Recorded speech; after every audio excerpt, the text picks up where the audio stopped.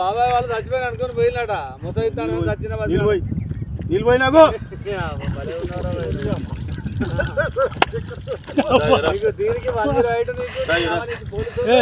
ఎందుకు పన్న వాళ్ళ తాయి పండుకున్నా ఎందుకు అనుకున్న వాళ్ళ ఈ చల్లదనానికి ఎండకు చేయలేక కన్నీకి ఓడిపోయి వచ్చిన గెలవలేక ఏం చేసావు 10 రోజుల నుంచి గణేట్ చేత నాతో గట్టించి నా కష్టం దోచుకొని గణేట్ రాయి నాకు అంటే డబ్బులు ఇచ్చారు కానీ క్షమ పొద్దున 7 నుంచి సాయంత్రం 7 దాకా ఇవి చేస్తారు సార్ 12 గంటలు ఇబ్బంది అవుతుంది నీకోసం 108 పోలీసు వాళ్ళు వచ్చిండు